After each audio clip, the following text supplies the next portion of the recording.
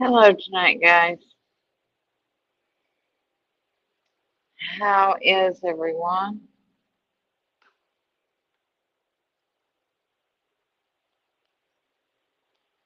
Hope everyone's doing fine. I'm doing pretty good tonight. I'm recovering from my surgery. I'll give everyone a couple of minutes to get over here before I start. If not, everybody can kind of catch it on the bounce.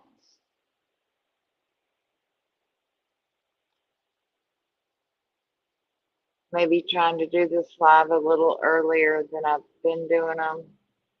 Give everybody a chance to catch a live.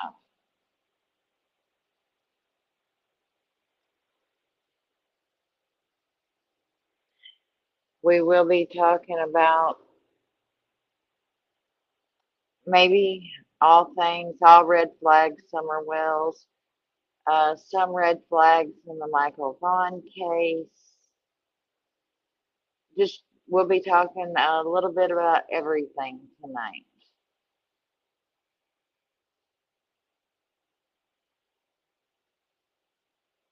So I hope that you will join us and give us a chance.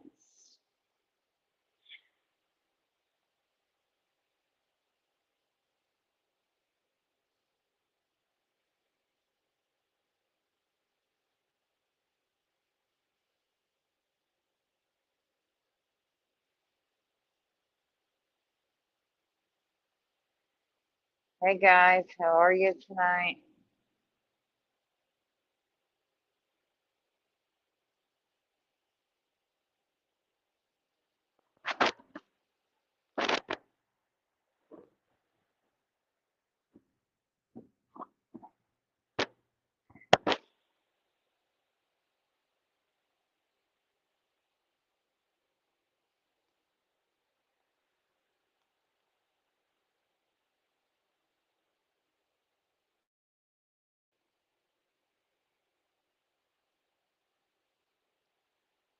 Hope everyone can hear me.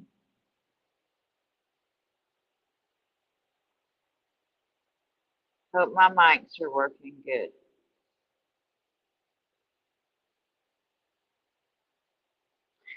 We'll start out with talking about the need for good people in our community, the need for good people to do research that put their heart and their souls into this community always.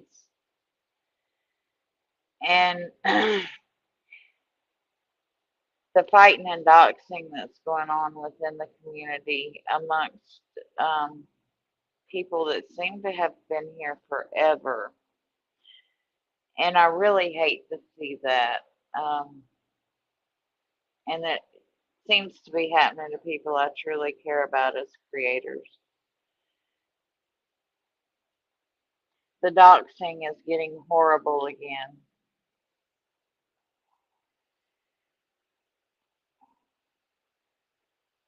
And it seems like that people are striking channels just to get private and personal information on people. And if that is truly what's happening, it's gonna catch up with you, man. It's gonna catch up with you.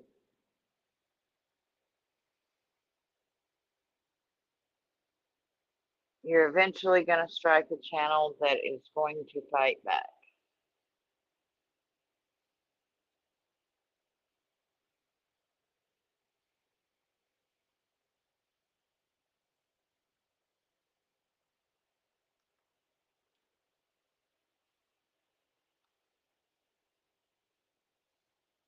I'm going to talk just a minute about Enchanted Life Path.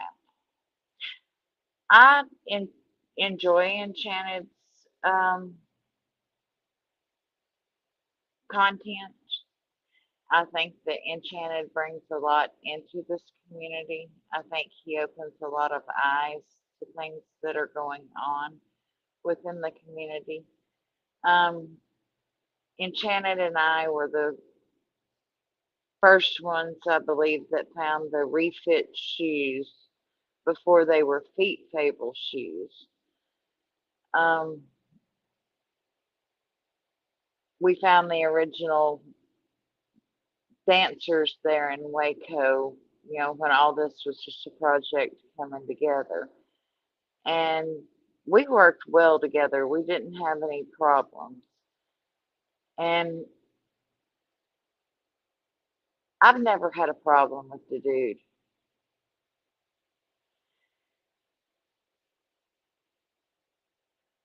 And I don't understand why anybody would.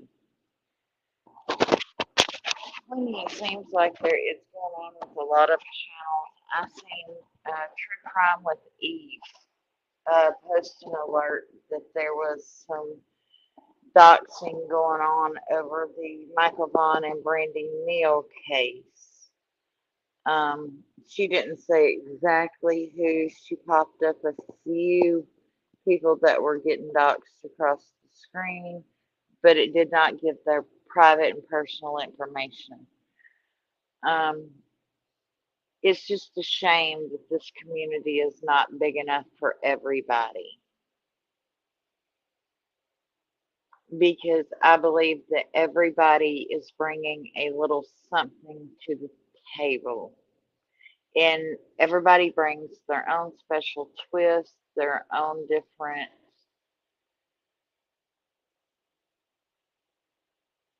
thing to the table. Um, and sometimes it takes, a whole community or a whole village to take care of a problem. It's like getting the feet fable shoes, the actual shoes, taken down. It took a whole community calling for this guy to ever get scared enough to take those shoes down. Hey, Catherine.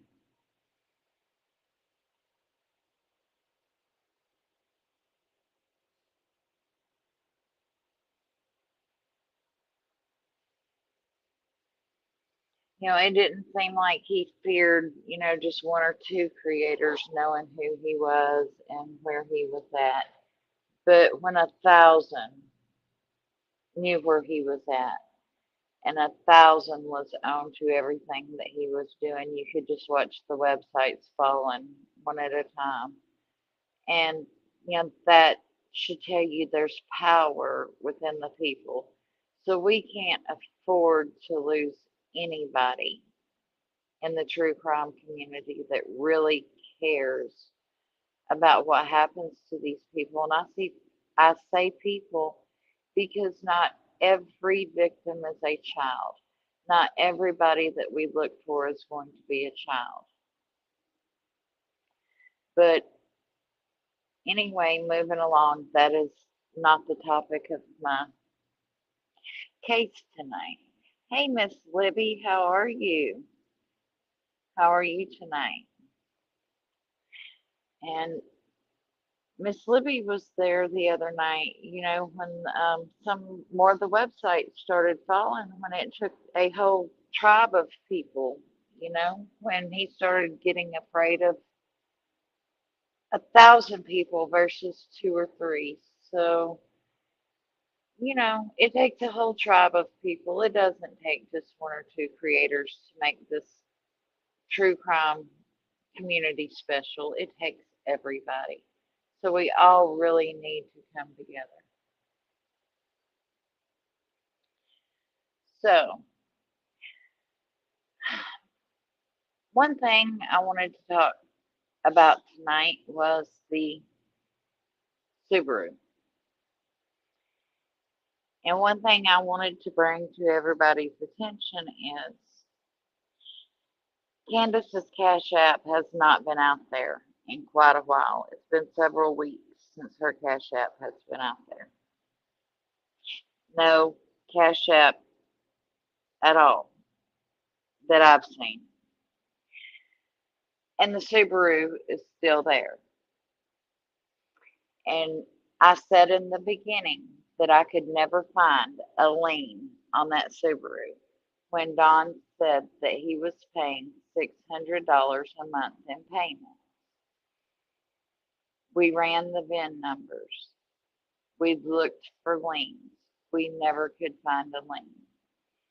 When Candace put out her cash app when Dawn went to jail, it was because she had to make car payments. Well, I still see the Subaru sitting there. And my point being is I still believe that there are no car payments, that car was paid in full. When that car was bought, it was paid in full.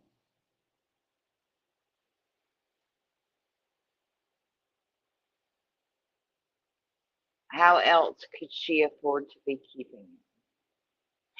Right, pink butterfly, that's what I'm saying. In the very beginning of this case, I looked for liens. I never could find any. So ask yourself, I forget the exact total, but the car was up around, $30,000. I don't remember 30 what, but it was in the 30s. Where did that money come from?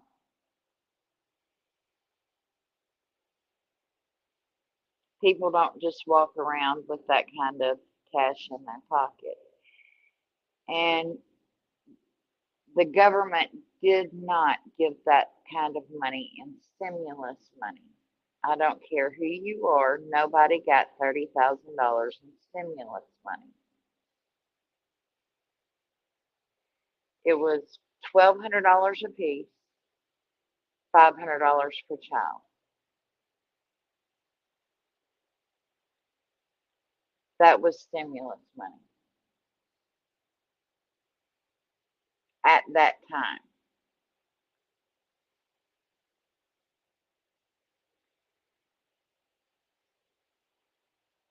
A few days ago, I got an alert on Vine that Dawn was no longer at the Hawkins County Jail. Other people did too. I know that Cher did, and one other creator that I'm not going to speak about. I have called up there, and they always ask, well, how did you find out that he had been moved? And then the second question goes to, well, he's still here. Well, is he really? We don't know. I mean, why would you get an alert that somebody had been released if they had not been released? Was he sent to a rehab facility? Possibly. Or sent to Utah, possibly? I don't know, but somebody local really needs to go check that out. Try to schedule a visit with Don at the Hawkins County Jail and see if he's really there.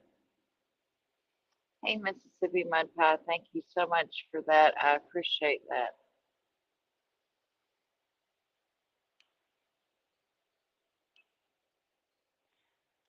I will put that towards the new computer. We're still, falling over $100 short on the new computer fund. But we are slowly getting there. Every dollar absolutely helps. Well, Starla, even though I have a very small subscriber following, my subscribers are dedicated and the same ones show up day after day after day. I don't have to have mods. I don't have backstabbing going on. I don't have people leaving and coming back, or it's just steady. It's a constant steady, and we're like a family over here. So we might be small, but we're stuck together like glue over here. Hey Diddy, how are you? I am not at all unhappy about my number of subscribers.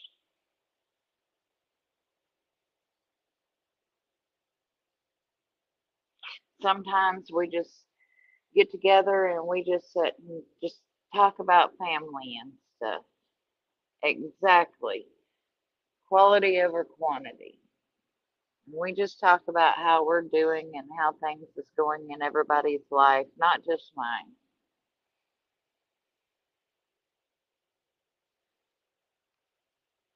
But I'm a couple hours out of Hawkins County, and I will go to try to schedule a visit if I cannot get anybody else closer than I am. But we need to find out for sure where that man is at, 100%. We need to find out if he is really there or not, or if they're just telling us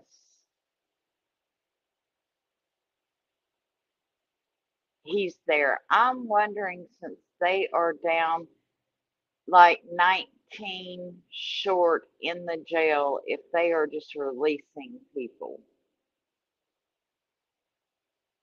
I know that the last meeting they were somewhere around 12, and I've heard that they've had more quit, and they're down about 19 on staff inside the jail short.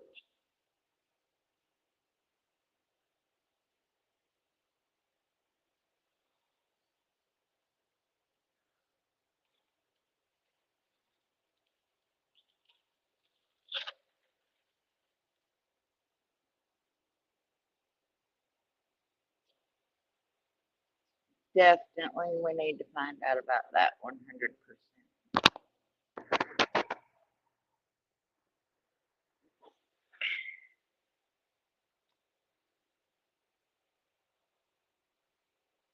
I have heard Candace has completely changed her mind again about letting anybody search that land and property. All that, I believe, is just a game. I don't think she ever had intentions of letting Ernie search. Not that I would want Ernie to search my garden for a squash or a cucumber, but that's beside the point.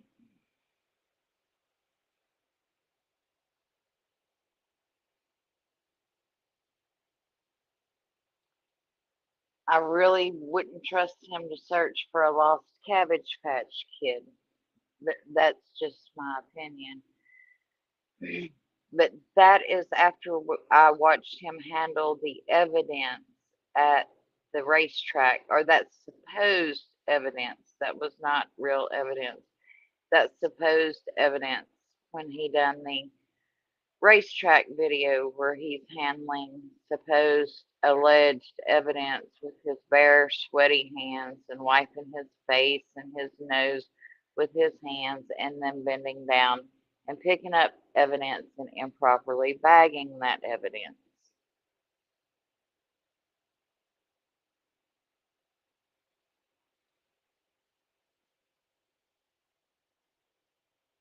Well, Queenie, it matters if he is out of jail,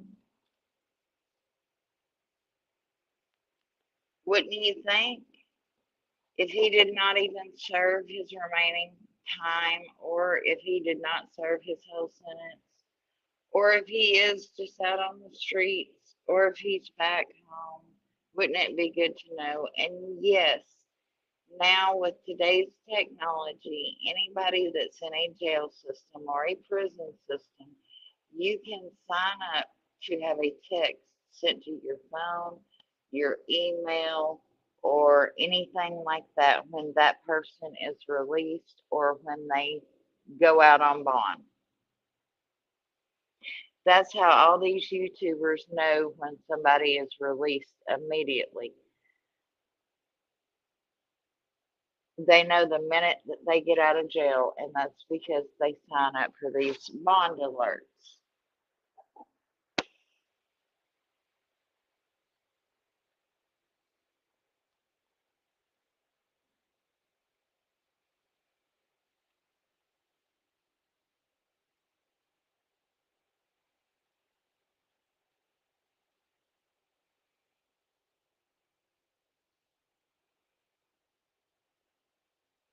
So it's not a no, it's not a matter of notifying the public, but the public does have the right to know if they want to know when someone's been released.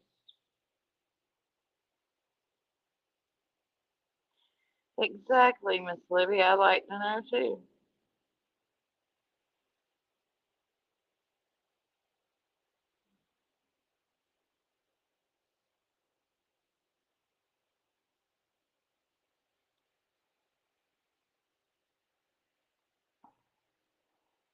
Could it have been just a glitch in the system? Sure, it could have been a glitch in the system. But he could have also been moved to Utah on those charges. He could have been moved to rehab, or he could have been just flat out released due to jail overcrowding.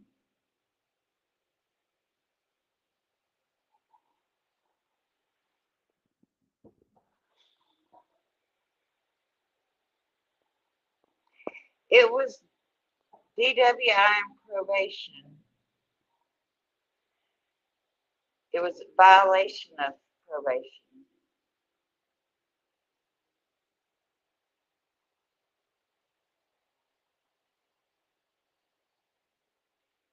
So, which would mean that he did not, if he's out, he did not serve his sentence owed to the state or to the public or to the people, which would show and that system is even more corrupt than we think it is.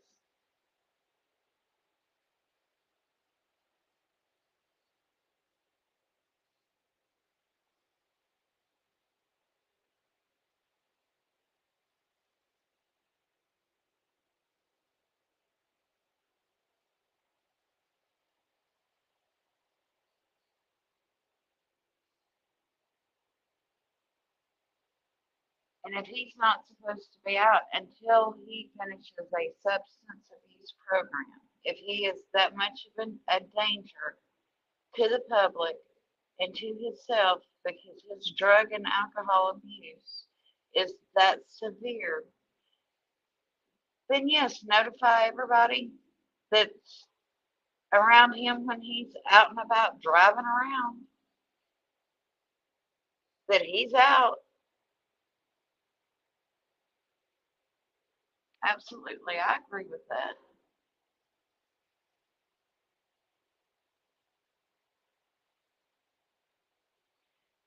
Starla, I don't know anything about Utah law, and I really don't know anything about that case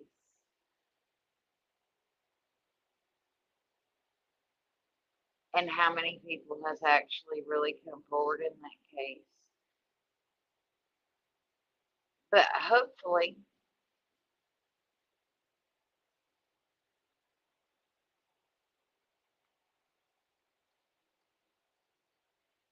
right, felons can't visit other felons. Um, felons can't visit at any jail. Oh, I'm sure that they did suspend his license, but those people don't really have any respect for the law.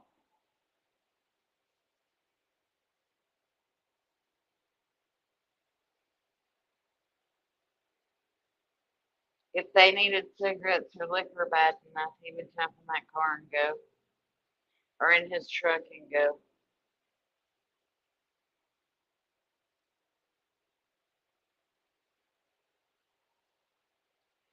They sure did. They escorted him to his truck to leave in that truck with no insurance and no tags on it, remember?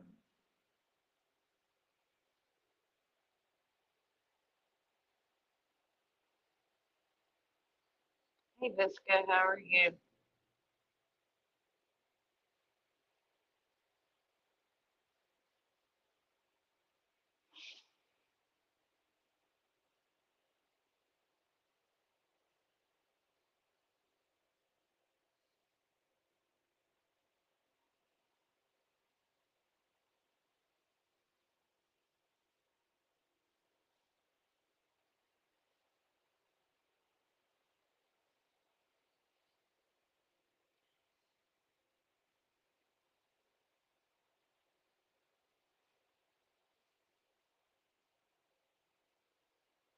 Oh, no apologies needed. I'm late for my own stuff sometimes, huh?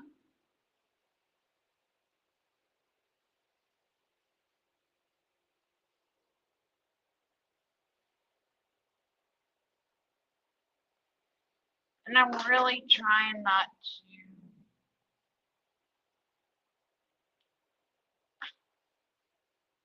get into the drama of the Michael Vaughan case at all.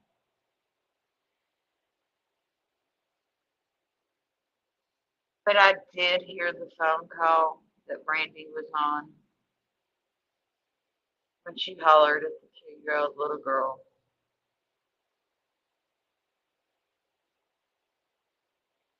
about strangling her. And I don't know what that was about. I don't know if the pressure is building up on this woman so bad, trying to work. She has a missing child. She's trying to juggle it being at the forefront and be the speaker for the family.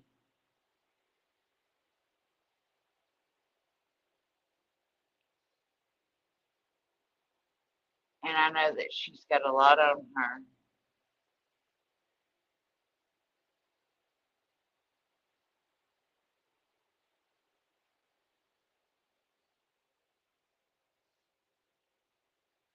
And I want everybody to stop for just a minute and just pray for Brandy just to get herself together and for strength to get herself together.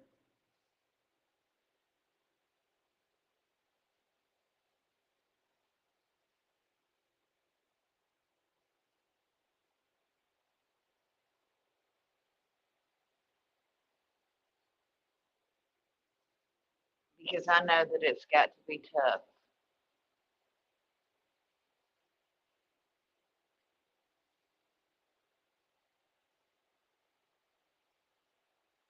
They are, Queenie, they are being,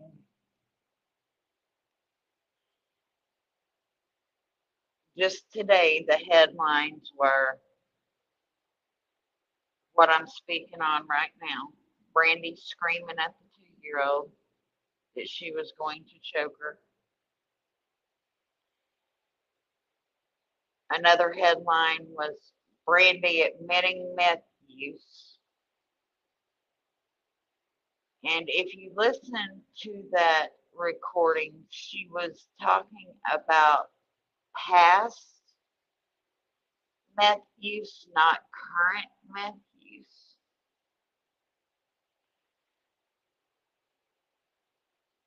But of course,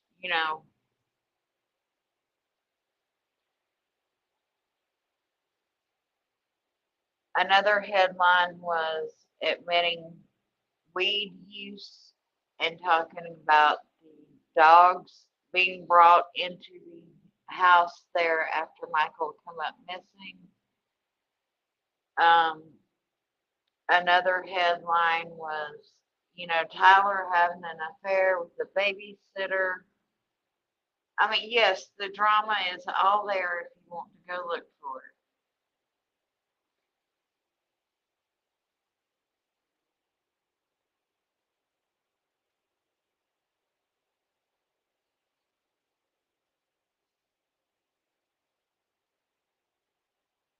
it. It's called the John Walsh effect. When the parent that the child come up missing from steps to the back and does not speak, and the other parent comes to the front and takes on the responsibility of being the parent, the sole speaker for the family. And this has been a technique that has been used for 20 some odd years. The John Walsh's wife did not come to the front and speak about Adam's disappearance either, to keep the public from attacking her. And that is why John come to the front to speak for the family. And that's kind of what Brandy has done. Even though she wasn't there when Michael disappeared, she has come to the front to try to keep the attacks down on Tyler,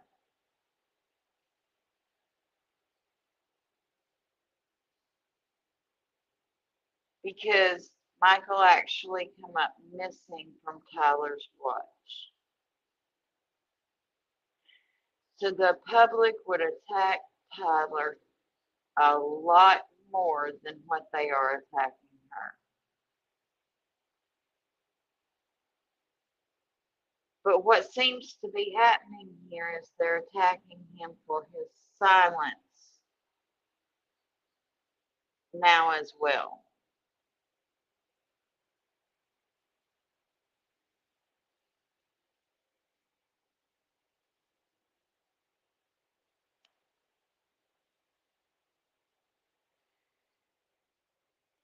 Well, that gets to, the next Twitter headline was the failed lie detector test.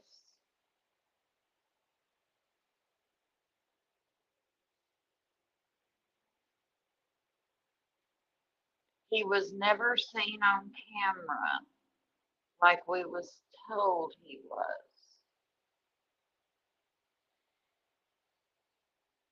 And the only question that I have about this is, why has Fruitland Police Department went along with this story for so long?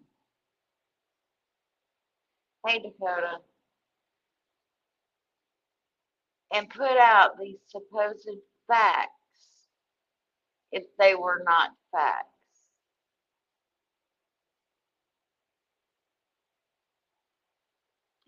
Did they just put out these facts while they was just investigating other things?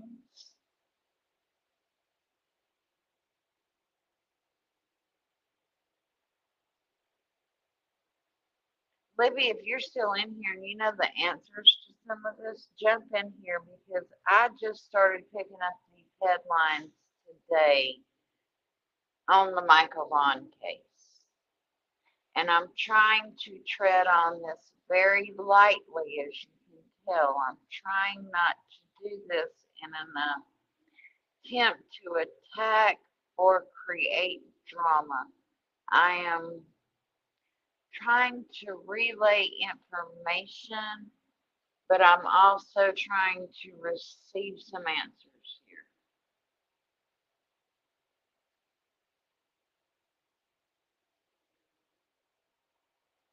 I do understand why she has come forward and Tyler has stepped back. I do understand the John Walsh effect in the parent that had the child when he come up gone, stepping back and letting the other parent come forward.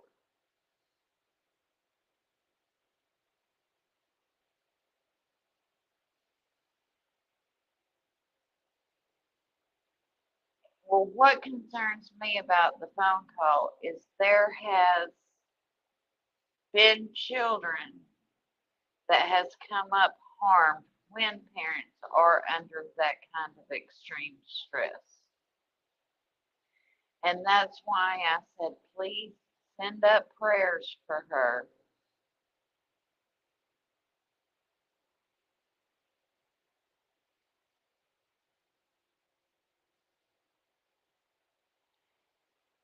To get this under control, whatever it might be. I hope that this is a new or a one-time behavior, and this is not a behavior that has been within this household for a long time.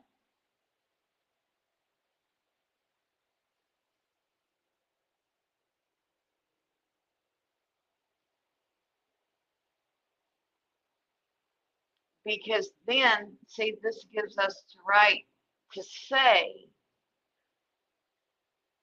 well, wasn't Don and Candace at least the more honest ones in the beginning, because their true colors showed right from the start, right?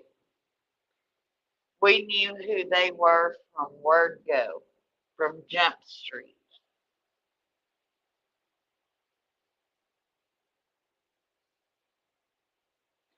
And if all this is true about the Vaughan family, then they hid and deceived everybody right from Jump Street, which shows us how what deceptive people they can be, right? In comparison.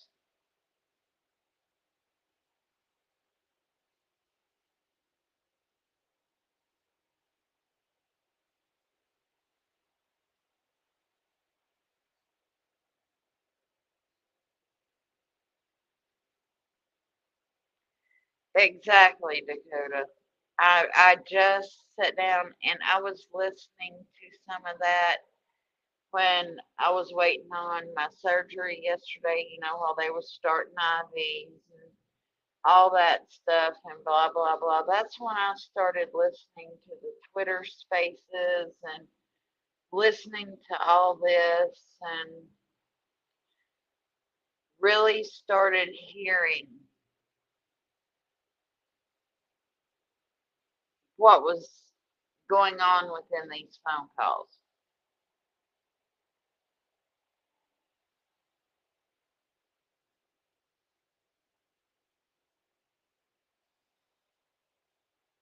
Exactly, Queen. Because if you got Susan Smith, that's a good example. And that woman, Susan Smith, I remember counting the stop signs and how many chances she had to stop and think about what she was about to do before she done it. And she chose to go follow through and do that anyway.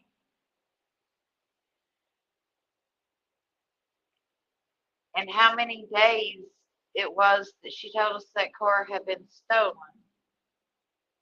with her kids in it.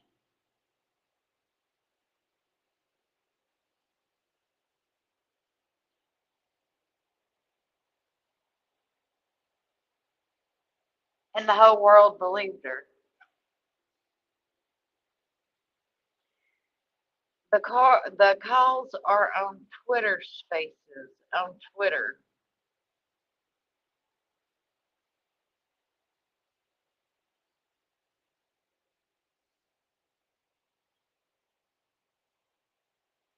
Well, I think a lot of them, Miss True Crime with Eve has got, and Crime Buzz over here on YouTube has got now.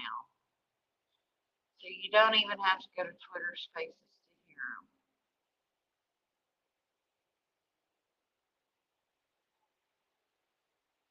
True Crime with Eve has been dropping a lot, and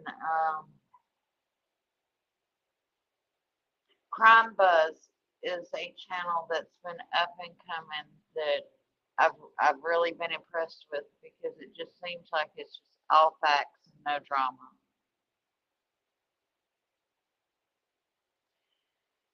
Well, Starla, that goes to my next concern. She still goes to work every day. She still leaves these other three kids in his care. She seems to be so blinded by love that she's willing to put the other kids at risk after he has failed lie detector tests. And I don't know that I could do that. I would be like, sorry, dude, the police has not cleared you and you have not passed the lie detector test. That's a no go with my kids. I mean, that would just be me.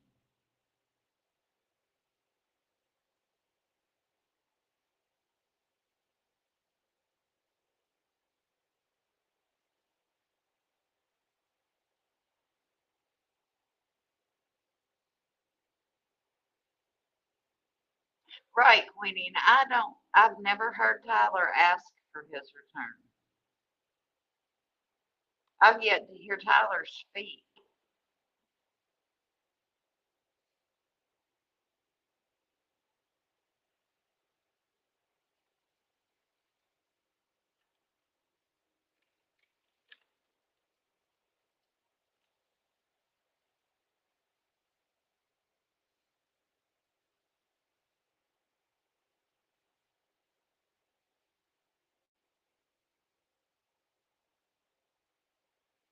Exactly.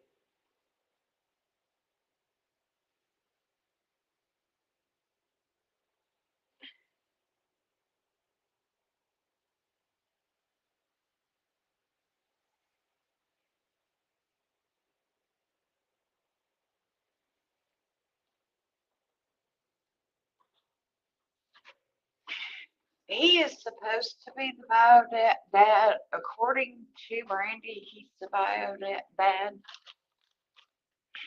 And now they are planning a wedding in September, even though Michael's not there to attend. In the beginning of all this, she said that they would not get married unless Michael was there to attend. And now all of a sudden they're getting married. So she's gonna marry him now too. So, and I hate to tell her, but there is no spousal privilege in Idaho when it comes to missing children or harming children or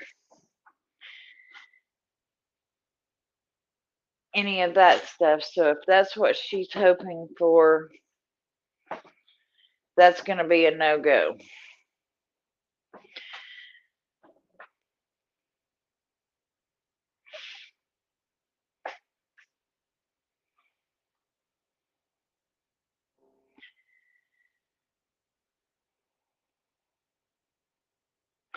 Well, I was just in shock because I had always pulled for Brandy. Um, and I had not, to be honest with you, I never went over to Twitter Spaces and listened to the phone calls. Never really paid attention to any of that stuff until I heard the phone call with the baby and her screaming at the baby. And I was like, no, you hang up the phone and you deal with your child. And then you return that phone call. That's the proper way to handle that, right? I mean, but that's just me.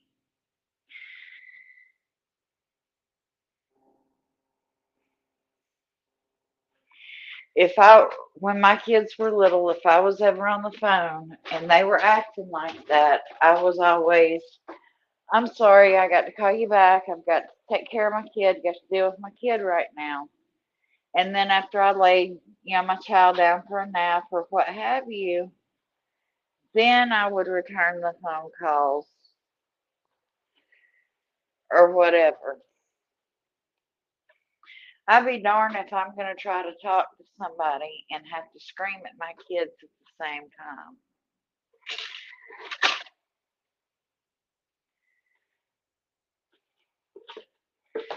But that just kind of, that phone call made me want to look into it just a little bit more, just a little bit.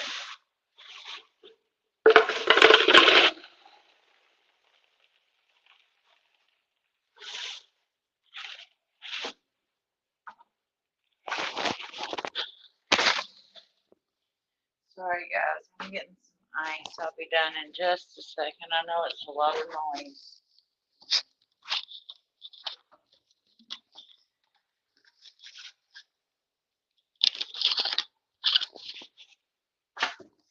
Got to get me something to drink so I can start taking my night meds here.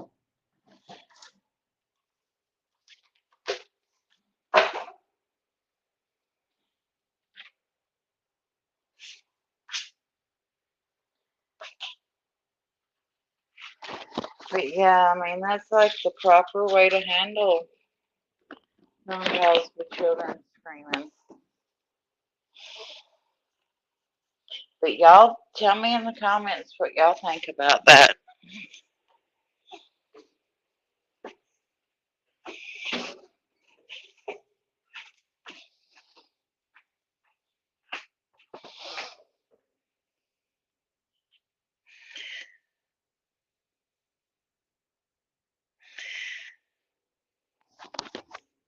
Oreo, sometimes you have to like unclick everything, unsubscribe, give it just a minute or two, and then resubscribe, and then you start getting the notifications again. For some reason, mine does the same thing. It's like after I pass 10 of my favorite subscribers, it only notifies me of like the top 10 and sometimes the top 5.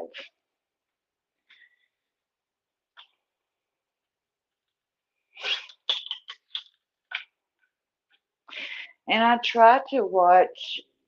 um, I try to watch everybody and support everybody in the community. There's one or two that I just can't, but for the most part, I try to do my best at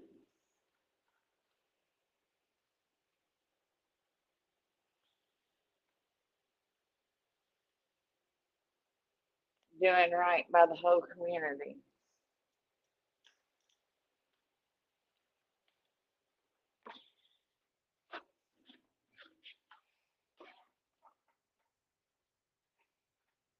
Try to be friendly and decent to everybody, for sure.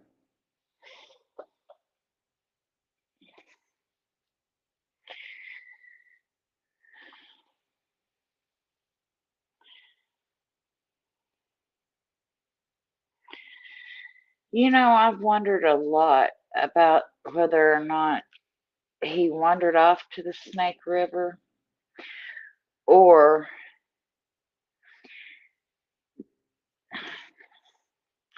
Tyler had taken him down there and something happened.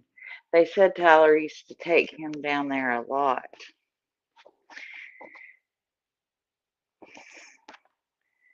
And I know before the case hit YouTube, when it was still just being heard of on television every once in a while, in the very beginning of this, you know, something was being said about the previous babysitter, not this, the one that they have now, but the previous babysitter and Tyler. So I think that Tyler has a history of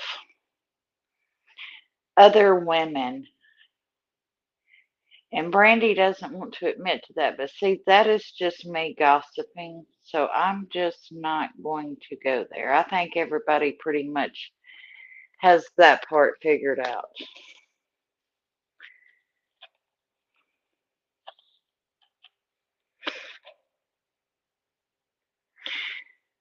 Well, it's spring, and anything that goes in a river in the wintertime, the fall and the winter, usually surfaces in the early to late spring.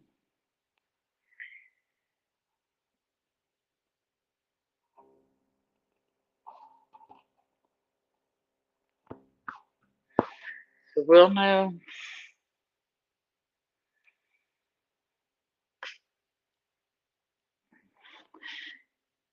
But you know, that river is about the only thing. I know some of it has been searched, but they couldn't search all of it um, just due to conditions.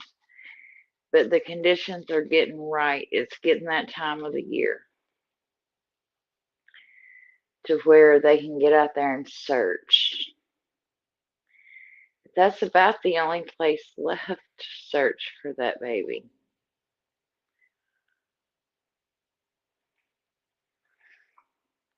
And it seems like they have changed their mind a couple of times about what he was wearing too, whether it was blue or red.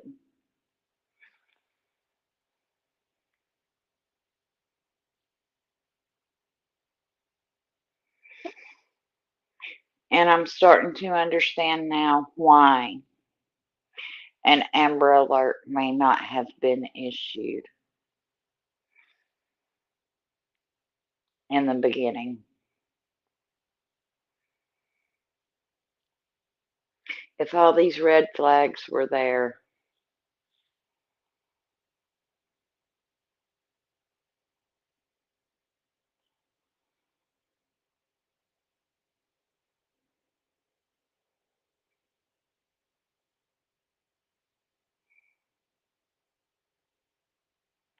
right? Well, I had heard something about the one of the other kids had seen him out in the workshop, where Tyler works, like out in the garage area or whatever. That he wasn't even in the house when he come up gone. He was already out in the work area. So no, evidently none of those cameras saw him. Only the people across the street said that they seen him once, but these are some people that Brandy and Tyler know that said that they even seen him once. So all this, oh, well, he was seen on closed caption TV, he was seen on security cameras and all, none of that was true. And I don't understand why the Fruitland Police Department let us believe that for so long.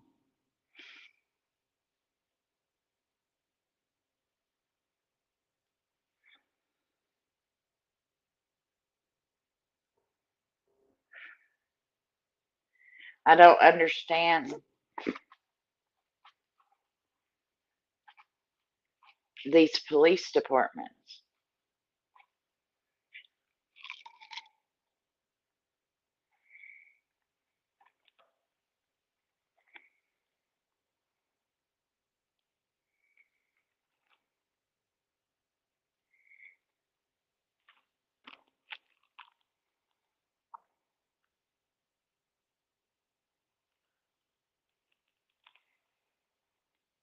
The white van, the white pilot, Honda Pilot. They've known since the beginning was not a vehicle of interest. They've known who drives that car.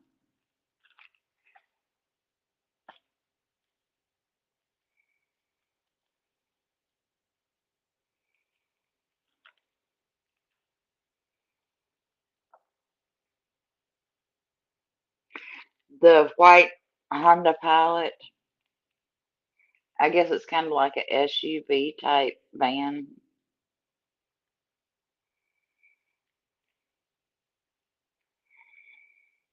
It's more of a SUV than it is a van. But it's no longer even a vehicle of interest, and they've known for months that it wasn't, but they've let us believe for months that we have been looking for this vehicle.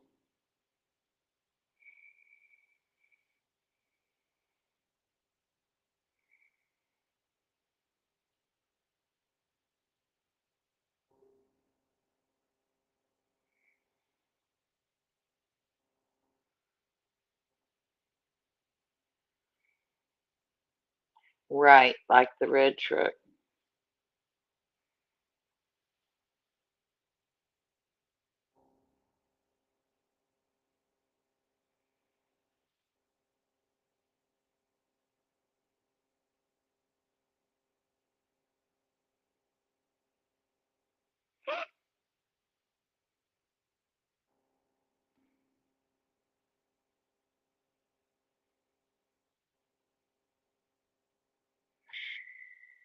So I don't know what's up with that, guys. It just,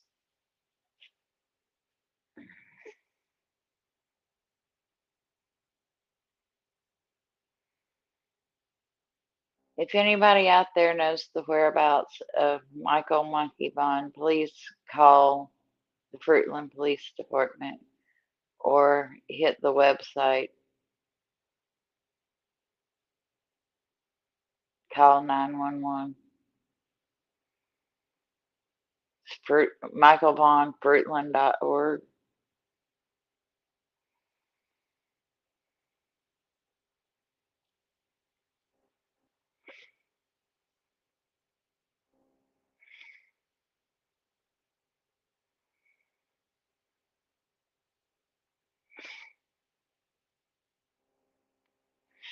If somebody has that information, if y'all would run that across the screen in a comment a couple of times, I would appreciate that. Summerwells information too, the height, the body weight, all that stuff. I don't have mods, so if somebody would just take it upon themselves to run her information and his too a couple of times, I would really appreciate that.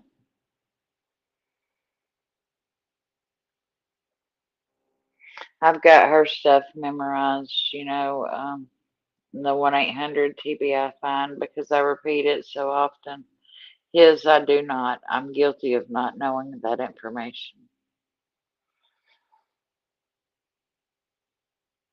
without looking.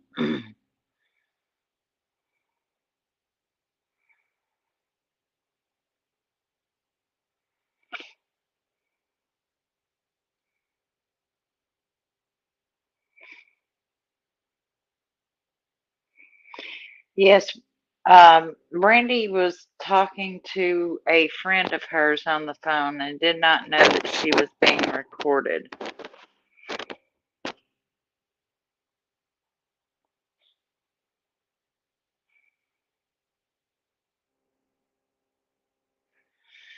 This friend of hers had started getting suspicious about things, so she had started recording Brandy.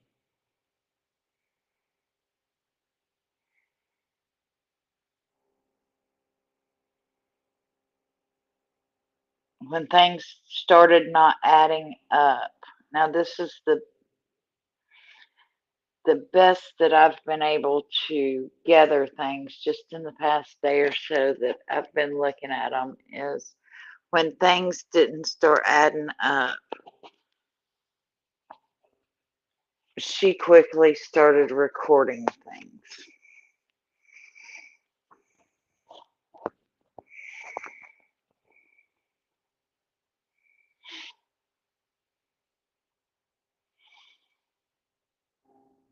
And it's because of this one particular friend that we know all this stuff, that all this stuff has come to the surface.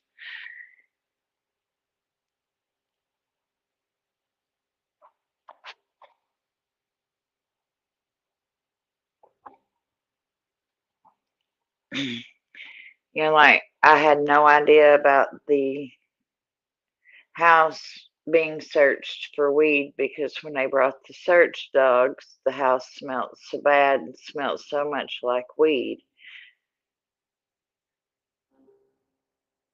I had no idea about that.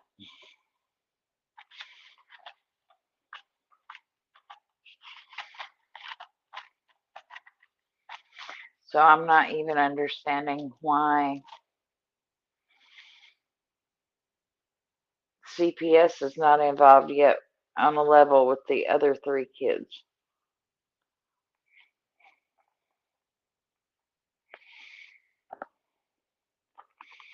But I'm sure that they will be now that the phone call's been released.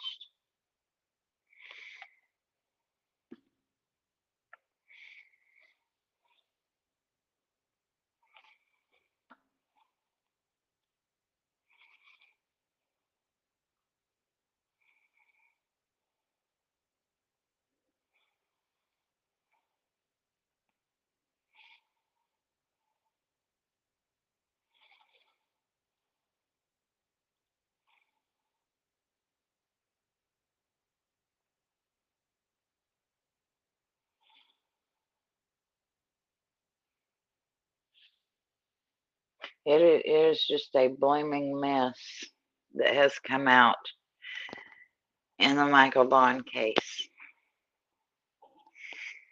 I mean, just a blooming mess.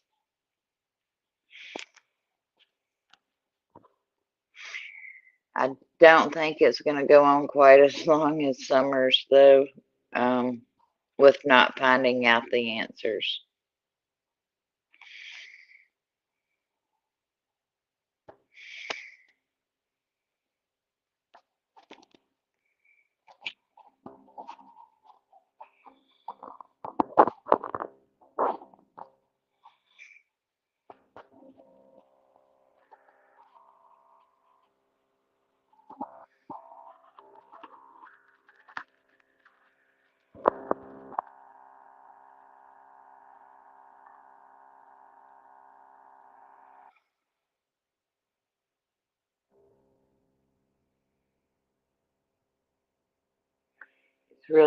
it's really, really sad.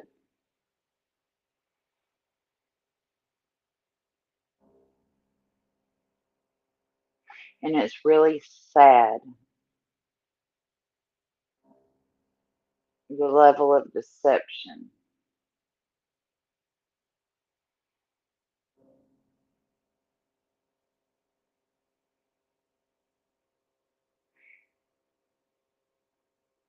Because like I said, at least with Don and Candace, we knew what type of people we were dealing with from the beginning. We might have been shocked to find out exactly how bad it was, but at least those tigers didn't hide their stripes.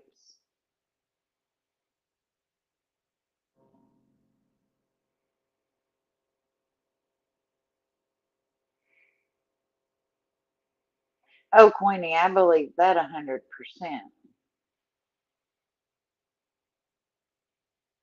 But I'm talking about just as far as neglectfulness and the drugs and the alcohol and the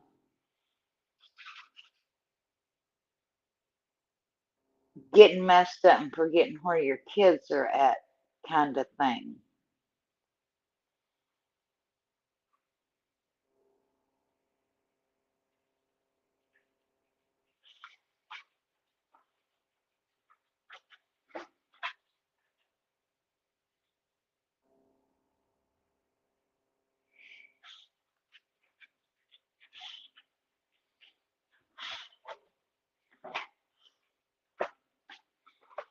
And I have not looked, but it has been said that um,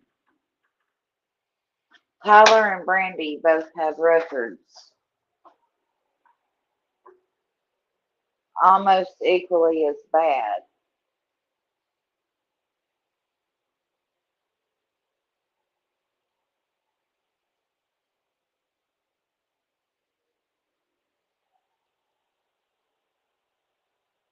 as Donna and him.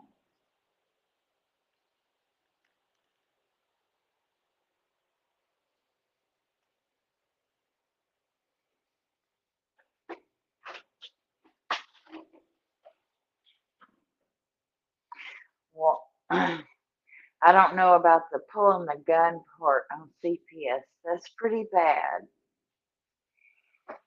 But there's some charges there.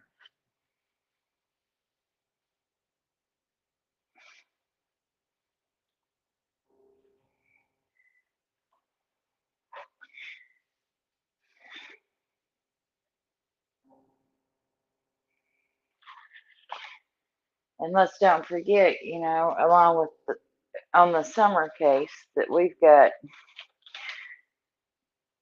Jody Sue talking about, well, the dogs are the key.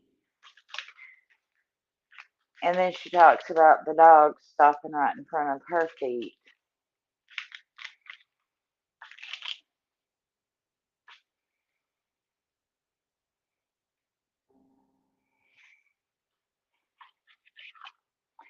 After she had talked about all that tromping through the creek to get rid of scent. To me, that was like red flag city. What's up with that? If you had been tromping through the creek, why would you even have any scent on you anyway? But her and Andy stood out there at the road with their dog, and they controlled the narrative for days. She sat there and laughed about how she was feeding Don answers for Don to run to YouTube and how she controlled the narrative for days.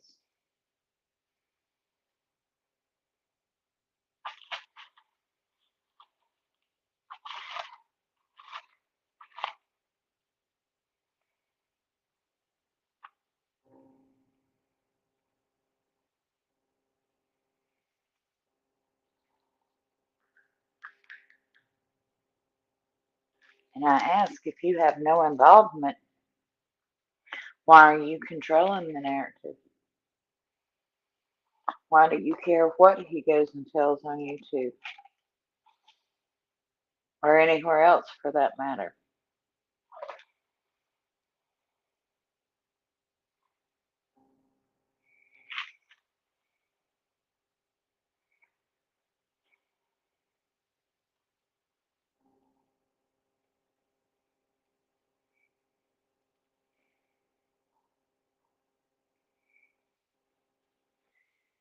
You got Joe Peter Brown over here selling greeting cards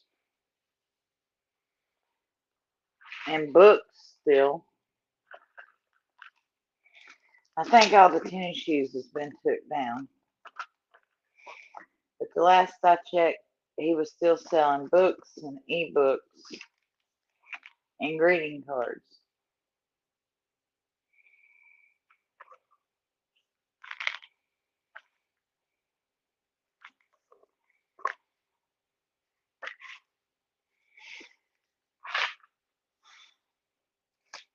Oh yeah, I saw what Crystal put out about Jody Sue, and it's the same old story. Jody Sue's the one that sells Candace and Dawn 90% of the drugs that they get.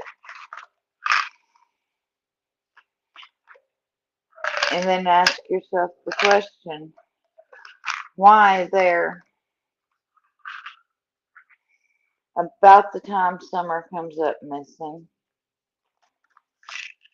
and after, is Don going to Knoxville to get his drugs instead of right across the street? What has happened there? What has happened with that situation?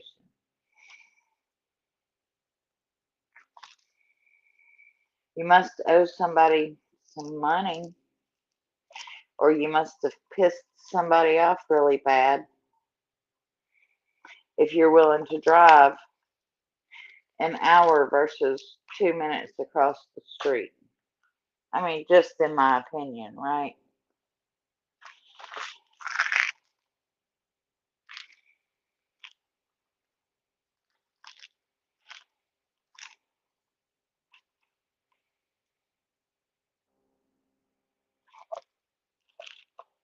Honestly, if you were on amphetamines, if you were on some kind of speed, would you want to be out on the road driving if you didn't have to be? If you could just jump across the street and get them?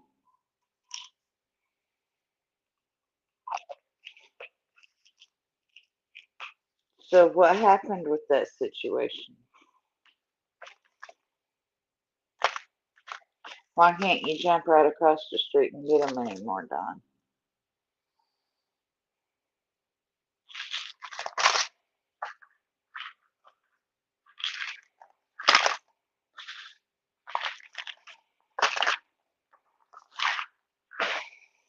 Y'all remember 423 Chase? Y'all remember that guy?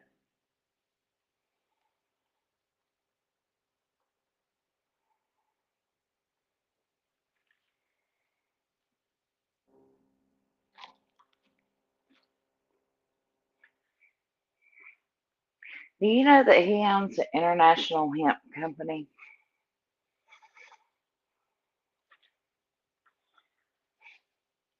And what makes that interesting to me is him and his son has this international hemp company, and they've had it for a while, right? It's nothing new. And then you've got Tina and Ernie sitting up there in Newport with the Smoky Mountain Hemp Cafe. I wonder where they get their inventory from. I mean, I would just be the curious cat that asks, hey, where are you getting your inventory from? I don't know. I would just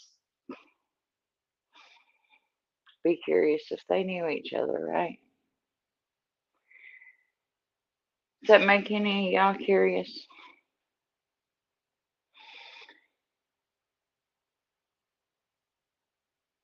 And then going through his son's Facebook profile, I see where he works at the dealership where Don and Candace got the Subaru. Hmm.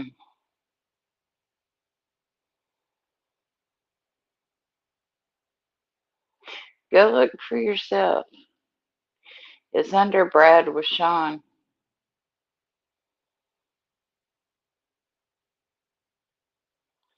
on Facebook.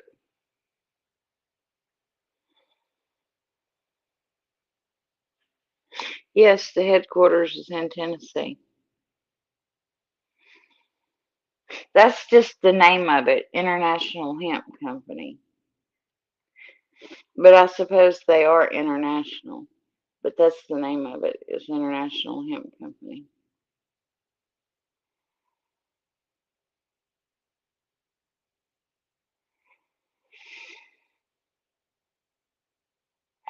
I don't know if he still works at that dealership currently, but back when Summer come up missing, or let me rephrase that. Back when that car was bought, he was working at that dealership.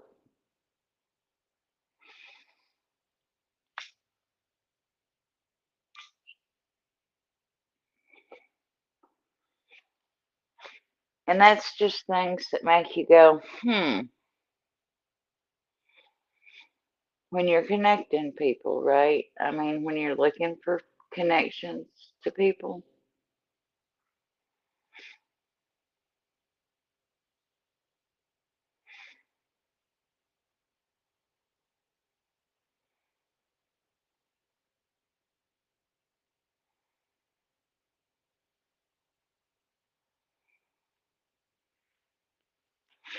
there is a lot of hmms.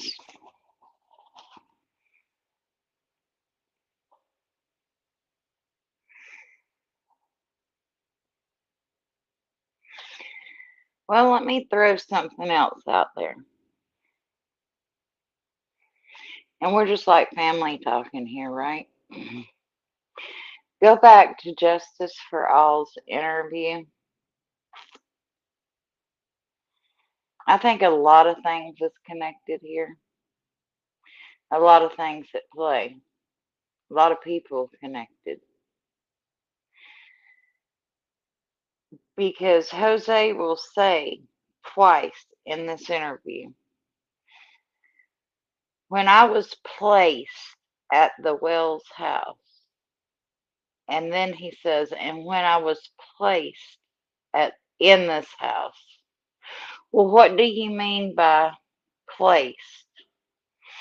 If I say I was placed somewhere, that means somebody put me there. That don't mean that I have chose to stay somewhere. But if you go back, you will find where he says twice. Once he says, when I was first placed in the Wells house, and then later on he says, and when I was placed in there. So twice during that interview, he says something about being placed.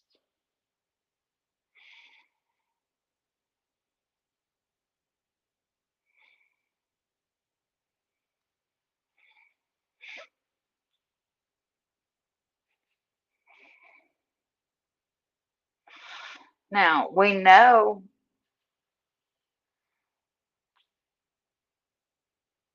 that Ernie was arrested up in New York too, right? I mean, Ernie's got a record up there. He was arrested for having a gun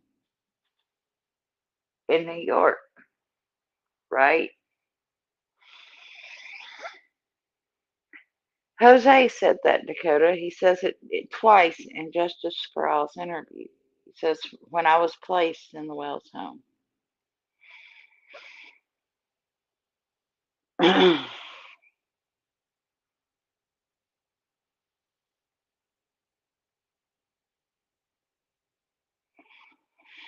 So it seems that a lot of people in Tennessee has connections to New York. And the New York people have a whole lot of connections to Tennessee.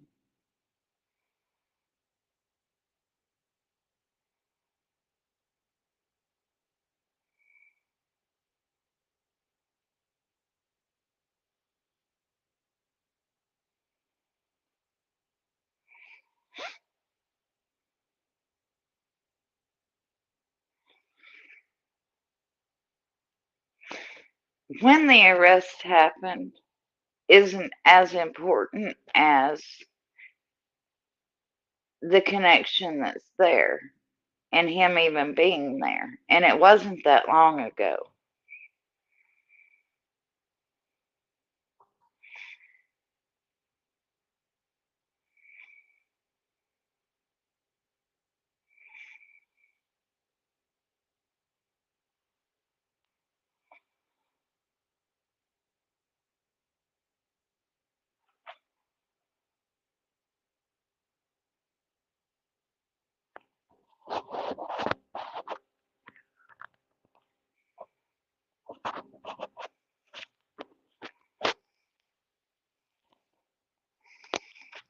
And I would be willing to bet that it's not going to take the TBI much longer to start putting all these connections together either,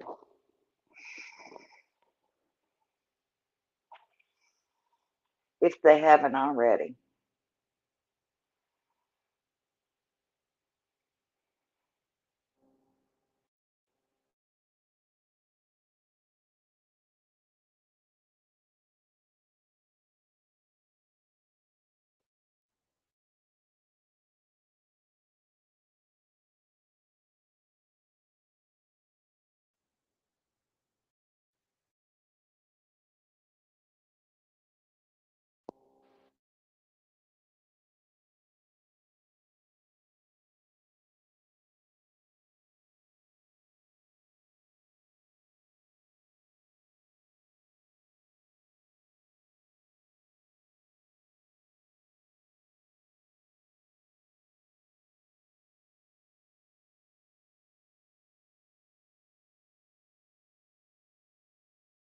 Can y'all hear me now?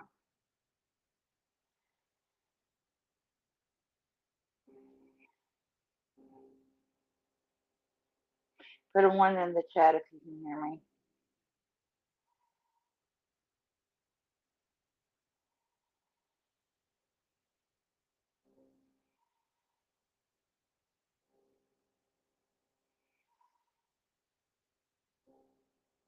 Perfect. Thank you. But yes, if you go back to that interview, Jose says twice that he was placed in the Wells home. Go listen very carefully. He says, when I was placed there. And he says that twice.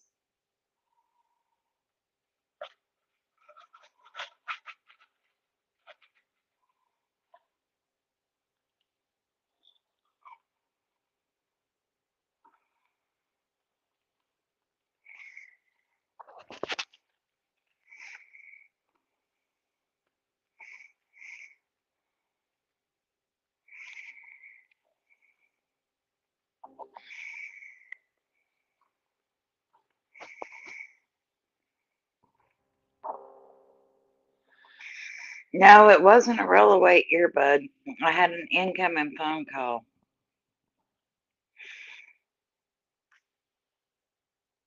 And she kept trying to call back. And I was trying to send her a message that I would call her right back in a minute.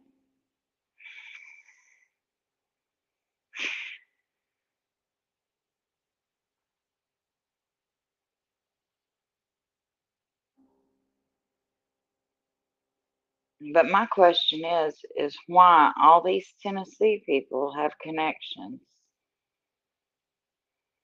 in New York, and the New York people have connections to Tennessee.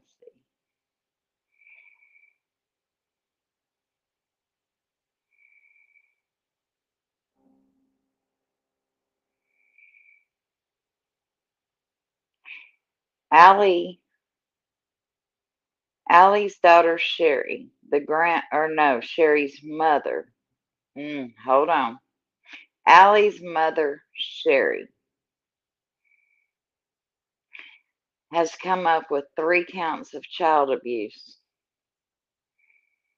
right before Summer come up missing.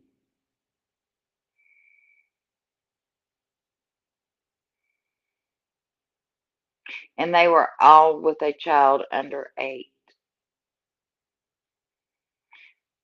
That was supposed to be an automatic Class E felony in the state of Tennessee. As far as I can tell, she's never even done jail time for that. And it's all been knocked down to less than a misdemeanor. How does that even happen?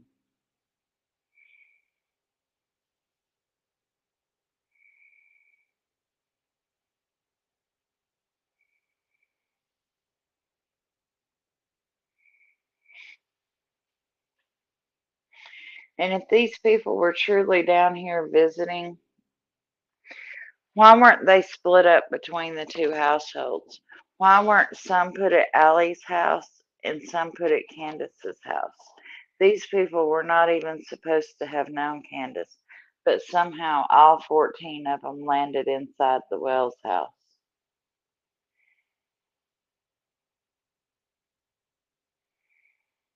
Candace met them at a storage facility.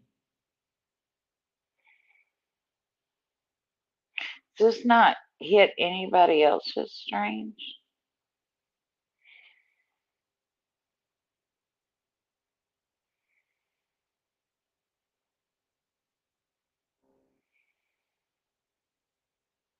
And as far as these trips to Washington, D.C., would that not even be like a halfway meeting point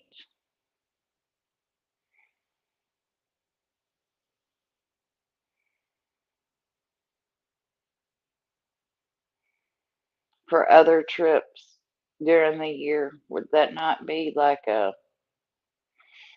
possible pickup point or something? Could it not be?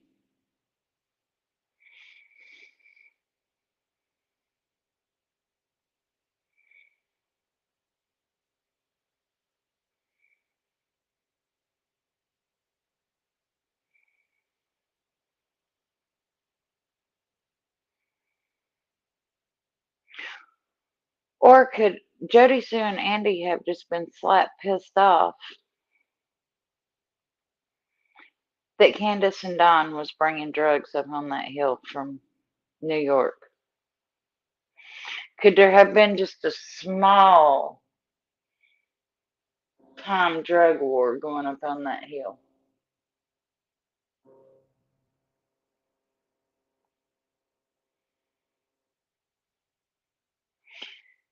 Because you've got Jody Sue adamant about these trips of bringing in 385 pounds of meth, and Andy being the big dealer up there, right? They have the charges of running the trap houses. So we know for a fact that Jody Sue and Andy have the jail time charges. They are the drug dealers up there. But now, all of a sudden, 6 months before Summer comes up missing, there is evidence to suggest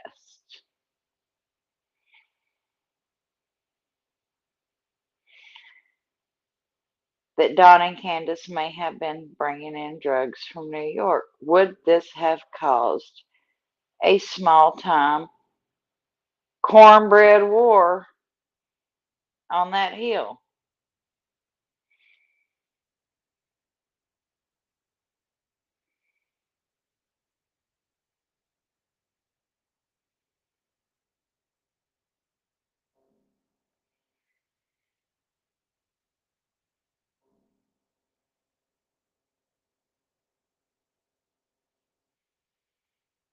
Well, sure, Jody Sue and Andy. I mean, you've got Jody Sue admitting that it was just a month and a half before summer come up missing if they told them that they weren't buying their land or wasn't going to sell them their land.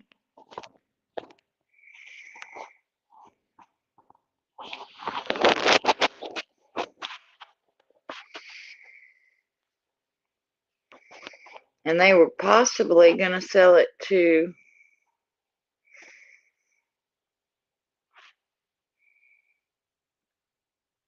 drug dealers coming down from New York. How was that going to work out for them?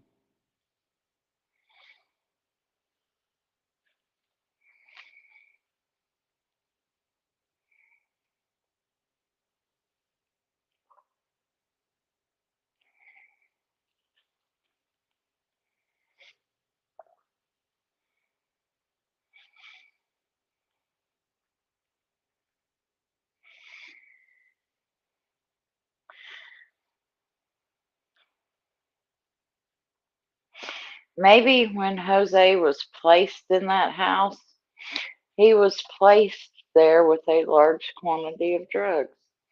And when the drugs were sold, he was supposed to return with the money.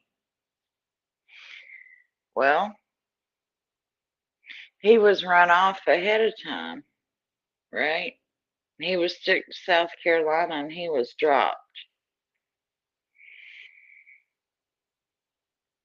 What happened to the money that was owed to these people? Was the Subaru bought?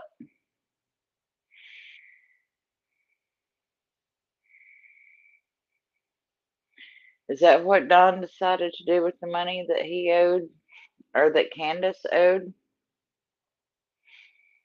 these people? Possibility.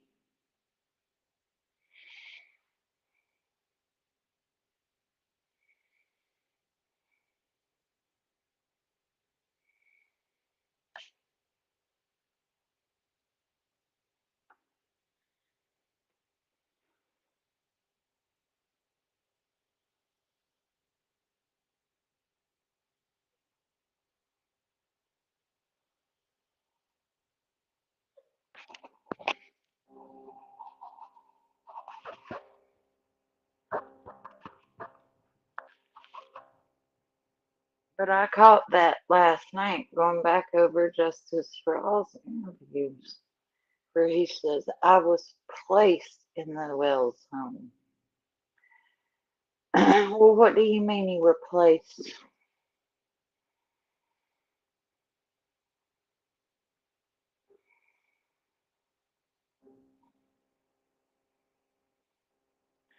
So, Jose, if you're listening to this stream, what do you mean you were placed in the Wells home? I would like an answer to that.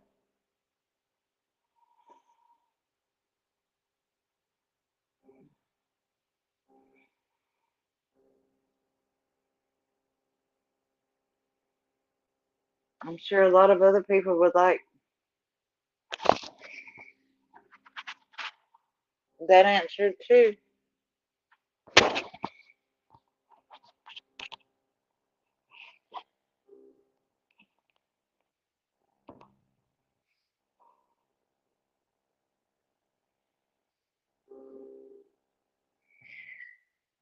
For me to entertain the Summer could have been trying to run away theory, the only thing Summer could have been running away from would have been a beating because she was 5.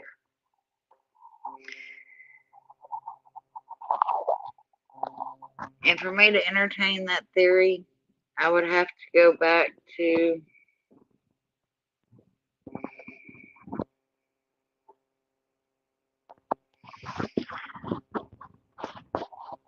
knowing the terrain and knowing that she could not have gotten very far barefooted.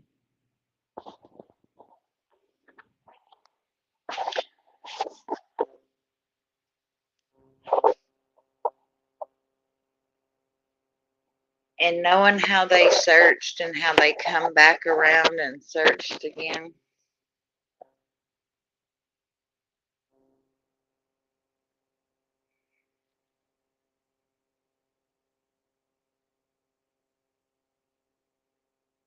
I am just going to have to go and show y'all what it's like trying to walk on that ground barefooted.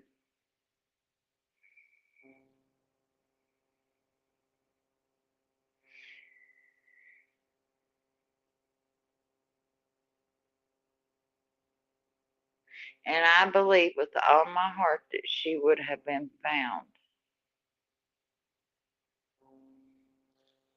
had that been the case.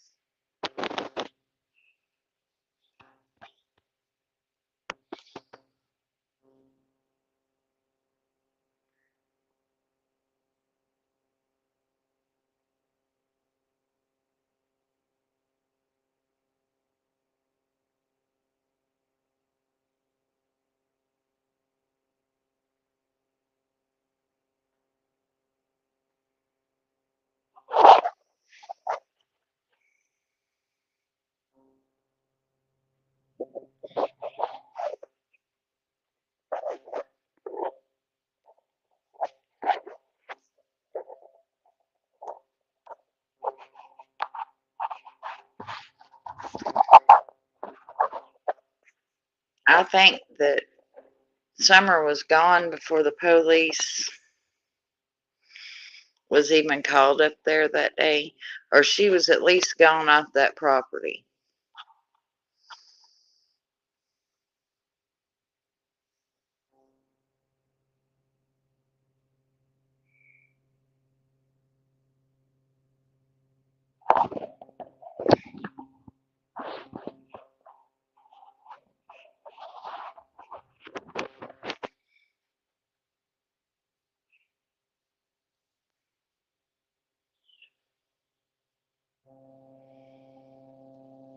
I mean, with all the berry vines that is coming out and the thorns that are coming out and the pine needles and the pine cones and just the natural,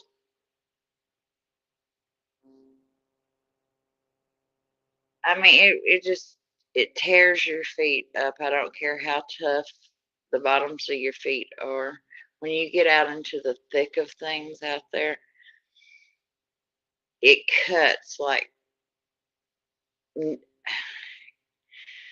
knives and needles.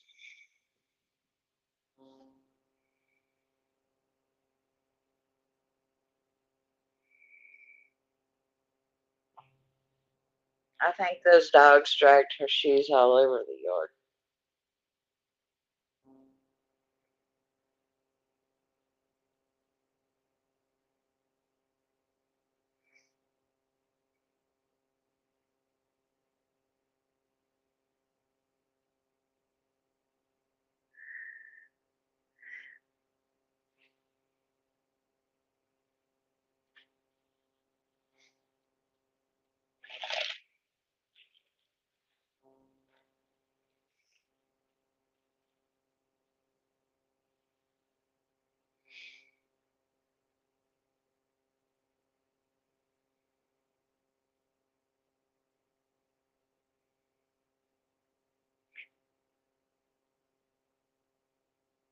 But I wonder what would happen if, and this is just speculation, if you was trying to intentionally throw off the scent. If you had seen them search for a child previously, say in the Carly Trent case, and you pretty much knew how they were going to search, what dogs they were going to bring out, blah, blah, blah. And if you wanted to throw off some search dogs, what would be the best way to do that? Well, I've thought about that, and I've got an answer for it. And a couple of you may have already heard me talk about it. If I wanted to throw off the scent of a scent dog, I guess I would either tie a piece of that child's clothing onto one of my own dogs and then run them through the woods. Or I would take a piece of that child's clothing or sock or something that they had worn, and I would start petting my dogs with it, and then run the dogs through the woods, scattering her scent all through the woods. Think about that.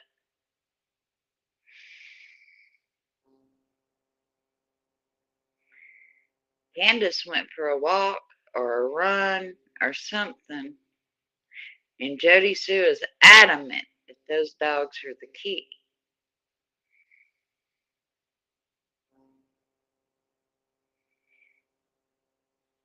And Jody Sue evidently had some sort of summer scent on her, or that dog would not have stopped at her feet.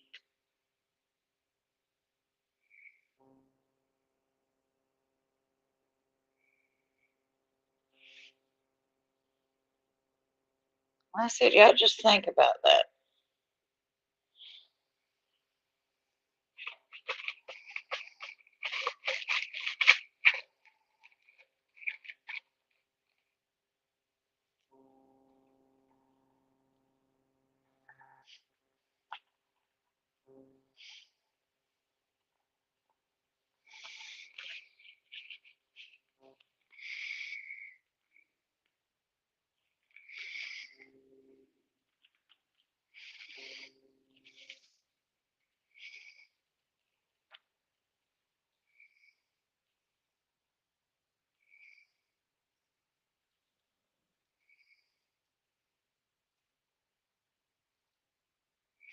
That would certainly be a good way to get the dogs to go off in different directions and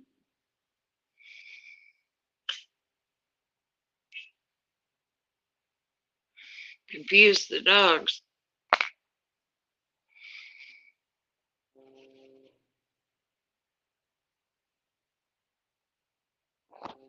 But we do know there's a $40,000 car sitting there that's been paid for.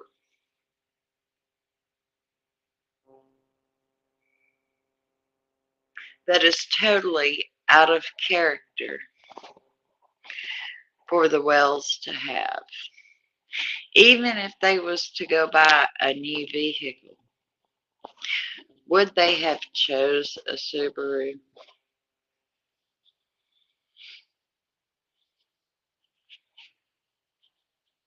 Don't they look more like Ford or Chevy people? It seems like that's all that they've ever owned, just Fords and Chevys.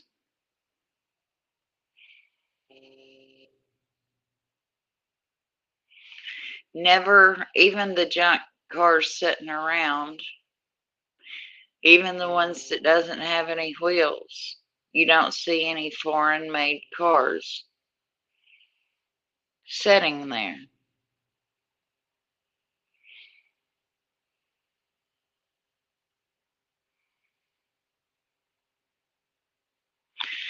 You see American made cars. This man is pro Trump,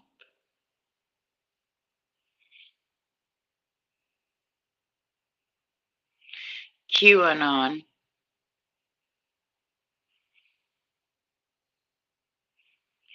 fusses about people being able to cross the Mexican border,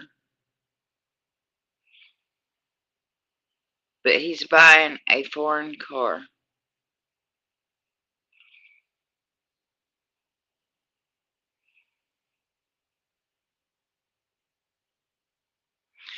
The car in itself is a big red flag.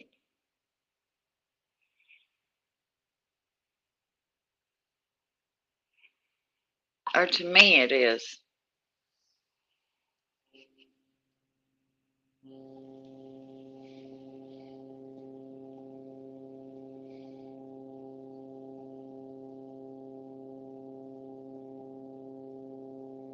And even if they were to go buy a new vehicle,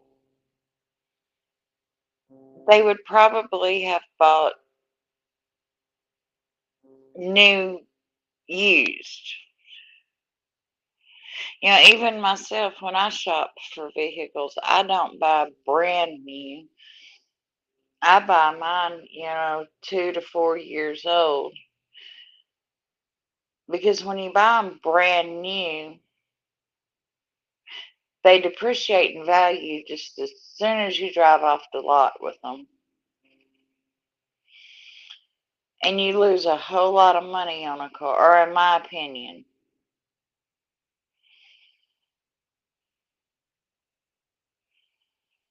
And they are just not the class of people that drives around in brand new vehicles, not brand new off the lot. I mean, I don't even do it myself.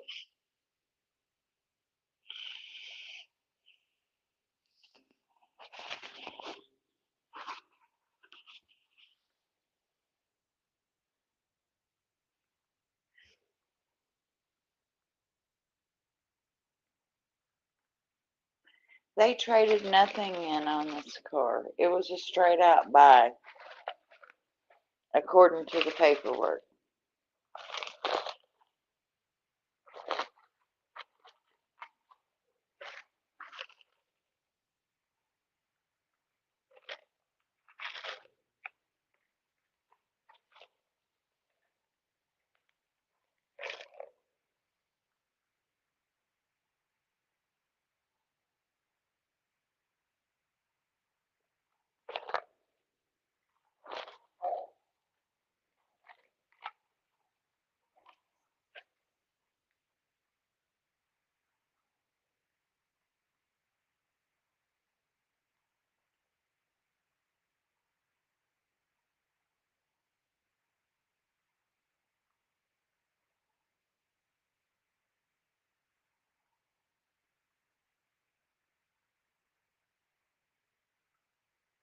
You've heard them talk about the clearance on that driveway and how far a car must set up off the ground to even make the clearance up that driveway. And that car barely makes that clearance.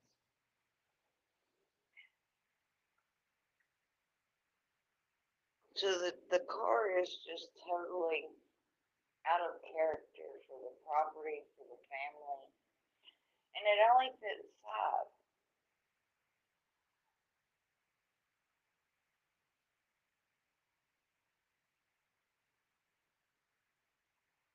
Where were they ever going to put summer to begin with?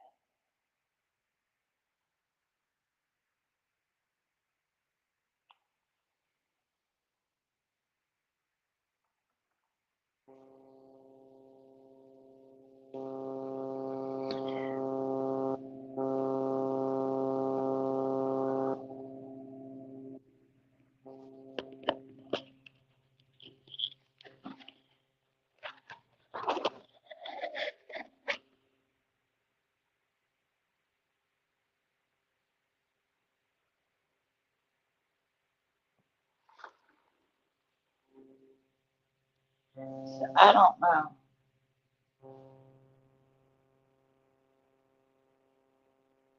Recently she was hollering she needed, just in the past few days, that she needed money, that her lights was about to be cut off. And there was another woman in the group that said, She said, I paid $600 and then I paid X amount of months in advance. Instead of putting money on her cash app, don't send any money. So she was even lying about that. Like they have been lying about the car payments. That car is bought and paid for. There never was any car payment. So his excuse of, oh, well, I drove it because I've been making car payments on it, $600 a month. That was all a lie, too.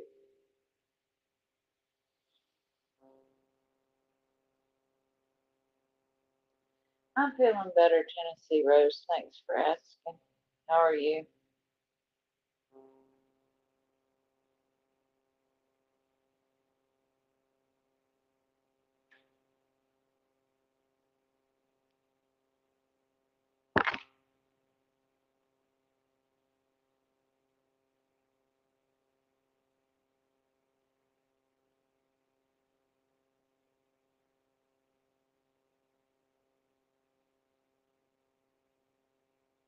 Right, the Subarus and the Volkswagens, the parts are expensive when they do tear up.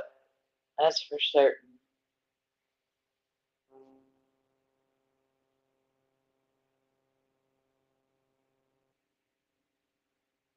I drove a Volkswagen Passat Sport for a while, and when it started tearing up, I was having to order the parts, and the parts and the labor, was quite expensive. And I was like,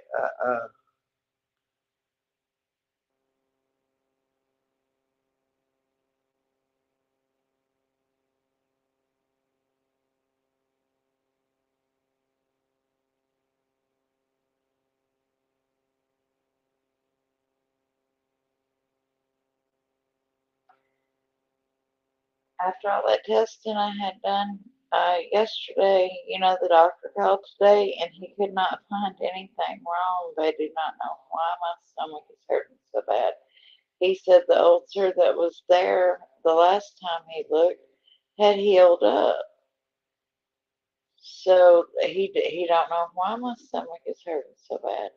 He done a CAT scan too with dye, so I'm waiting to hear that back.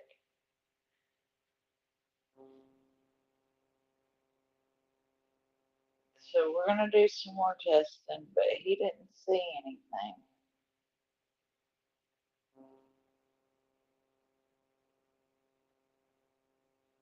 The Subaru was supposed to be for Candace, and that was right after she went and got on from jail in October, to the best that we all know.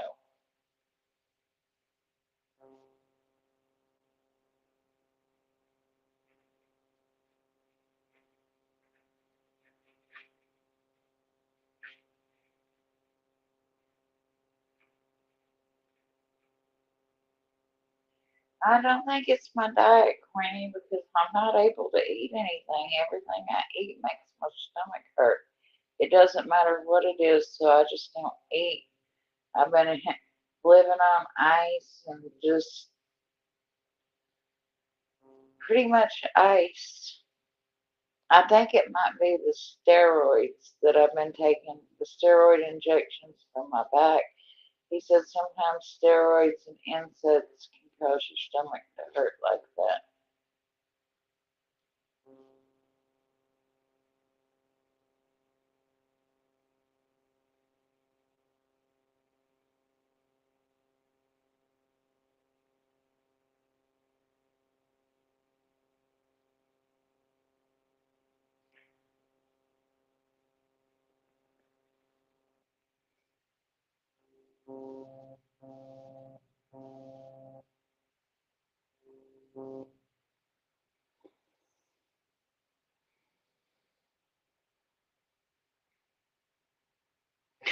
Yeah, I've got that GERD for sure.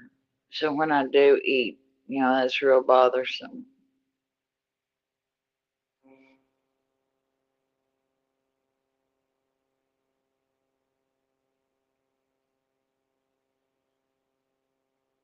But still, Starla, where did they come up with the almost $40,000 in cash?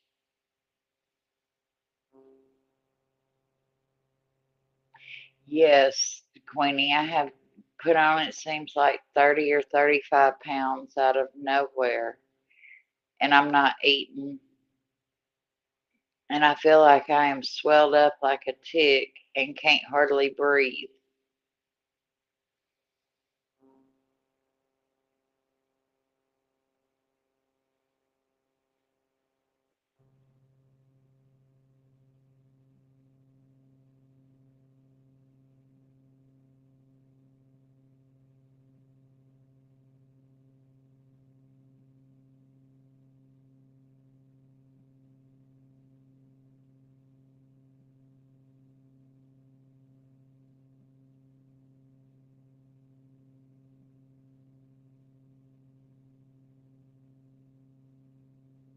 They keep me loaded up on steroids because of the RA and the lupus. I take IV infusions for the lupus and the RA once every 4 weeks, and then I take the steroid and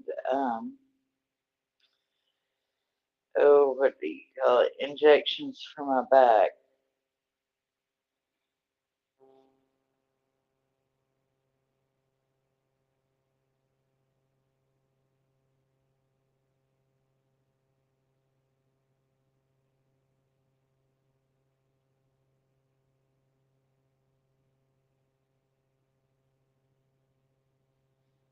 He gave me a pill called Carafate yesterday, and he said it would coat my stomach and it may help.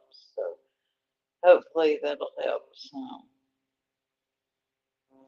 And I'm just going to have to talk to my other two doctors and about the benefit of reducing the steroid, because as long as I'm on the IV infusions, I don't have flare ups with my RA and my lupus. I could probably live without as many in my back.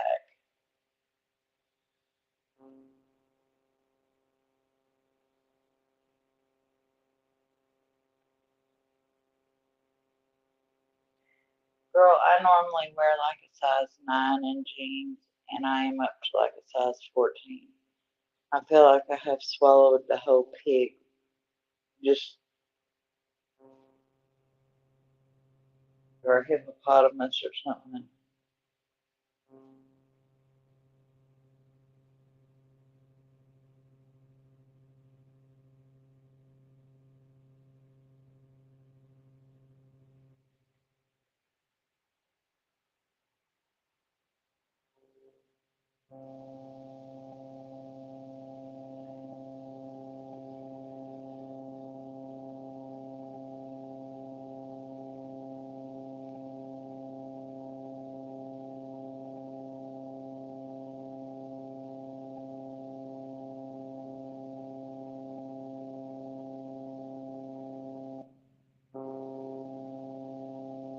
Yeah, I don't have a gallbladder though. I've already had that removed. That was like the first thing that was like, okay, well, we'll take this out. Yeah, that's gone.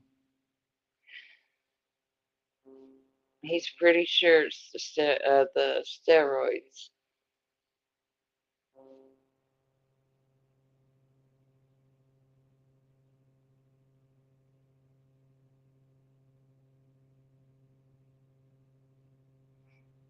But I did have a big nasty ulcer in there, but he said it was completely healed. And that really shocked and surprised me as bad as it was.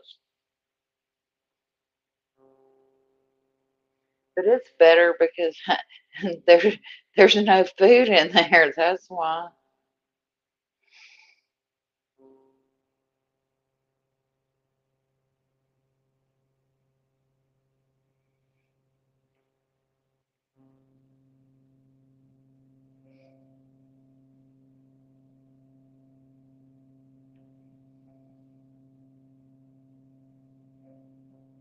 And really, the only other thing for the lupus and the RA would be eating pain pills all day, every day, and I can't do that and function. And that's not the kind of life that I want to live either. So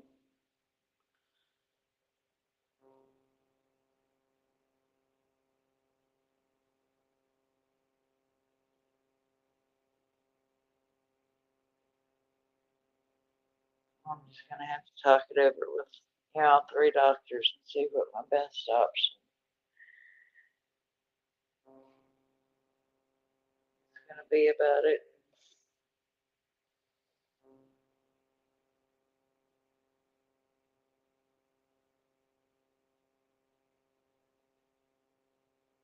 Right. As long as I don't eat, I'm okay. But if I ever eat anything, that's it. I'm like holding my stomach and kind of bent over in the chair, not doubled over completely, but bent over, with my arm across my belly, hurting.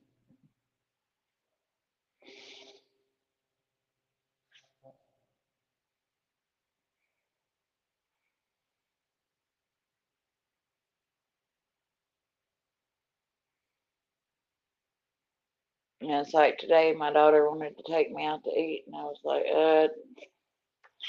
I'm just really not hungry, and it's bad when you don't want to sit down with your family and eat.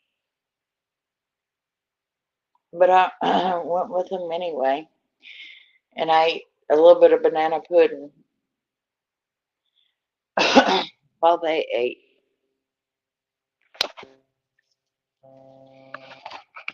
which I'm sure all that sugar wasn't good for me either, but it was good.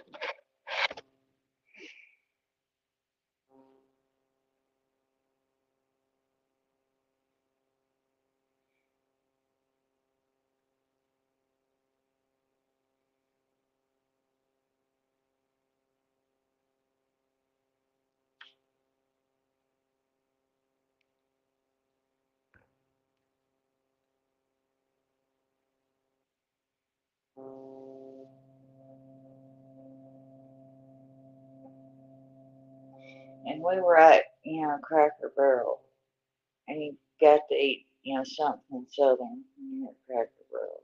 You got to. It's like a have to sort of thing.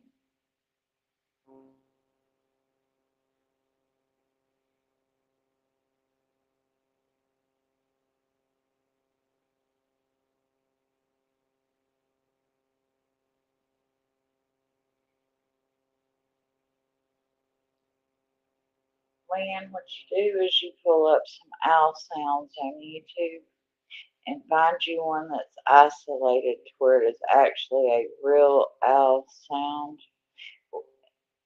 and find out whether you got barn owls, hoot owls, or whatever kind of owls you actually have out there. And just find you a recording of one that just hoots every once in a while. And if you'll stand in your backyard and play that recording, they will get real quiet listening to that, trying to listen for that odd hoot, and they'll quieten down. And after you do that 4 or 5 times, they'll get real silent, and they kind of go in a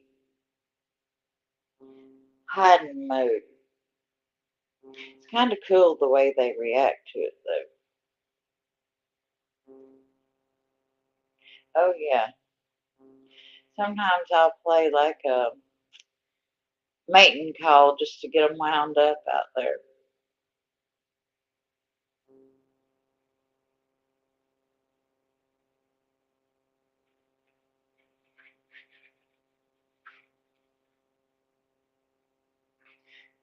Starlet's probably just that time of year in the mountains up here. Everything seems to be mating right now.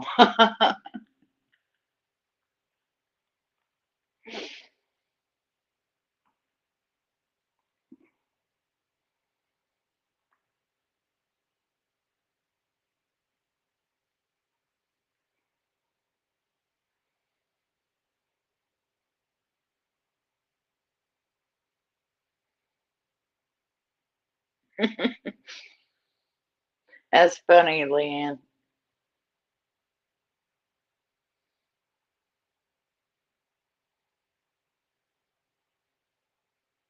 They're not going to carry you off, I promise. They won't. They won't hit on you more than once or twice. But seriously, if you'll just set a recording of one out there for like 5 minutes, they'll get real quiet and they'll stop all that hollering.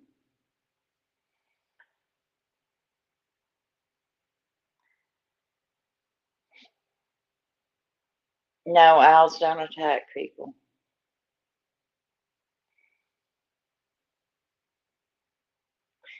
Yes, they are frisky.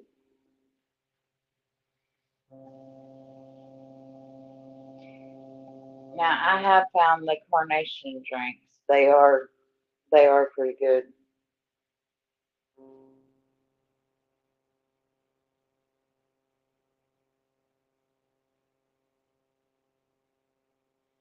Well, there has been isolated incidents to where the large predator birds will attack very small children, but that is a very rare occasion. That's usually more like your eagles and your falconry birds.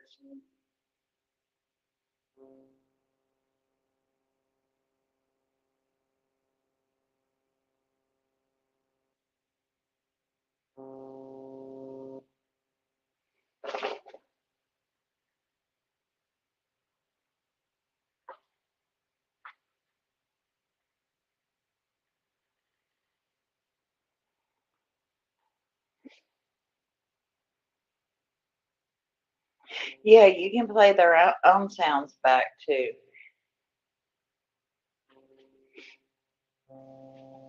It messes with them and it throws them off for a little while and they'll get real quiet.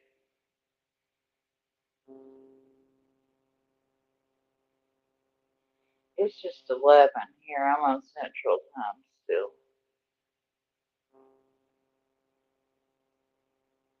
But I'm going to let y'all go because this is turned into a 2 hour live stream and y'all know that I hate people that do that and go all night with a live stream.